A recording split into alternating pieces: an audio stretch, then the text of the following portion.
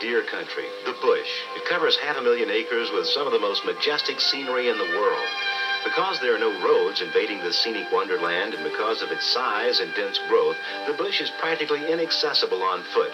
This remote characteristic makes it the perfect setting for deer to breed and roam free. It's a climate and environment unlike deer country in America, so in New Zealand, deer are hunted a different way, not with bullets, but with nets, and not on foot, but by helicopter.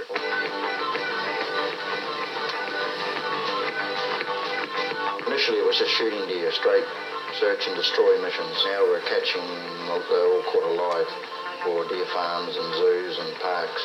Nelson Thompson is one of only 10 deer hunters in southern New Zealand who hunts by air.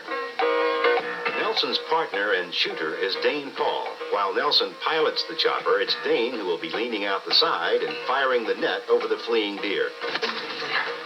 The gun that Dane will be using was specially designed by Nelson and has been sold all over the world. It fires a net that will snare the deer and immobilize it enough to be captured without injury to the animal.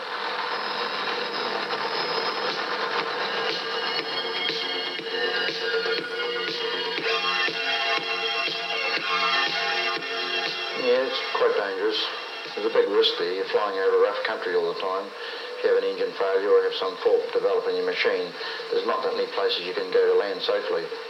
You're either above water or above forest areas, so the chances of landing somewhere are pretty remote. After nearly an hour of searching, it looks as if the morning's efforts will be futile, so the decision is made to turn around and head out. As we reach the edge of the bush and come into the clearing, suddenly several startled deer darted out of the trees, and the pursuit is on.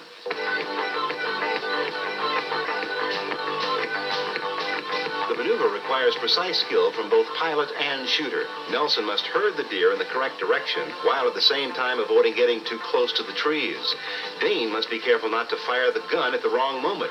Not only could he misjudge and lose the deer, but there is always the chance of catching the net in the rotor of the helicopter, a mistake that could cost them their lives. Even after the deer has been netted, wrestling with several hundred pounds of frightened wild animal can bring a lot of bruises and even an occasional broken bone. But the entire ordeal is over almost as quickly as it began. The deer's legs are bound and the animal is attached underneath the chopper and, like a baby being delivered by a stork, carried harmlessly away to a holding pen or deer farm where it will be used for breeding to supply the venison market in Europe and America. They monitor it pretty closely, and they're only solely for breeding purposes to build up numbers on deer farms.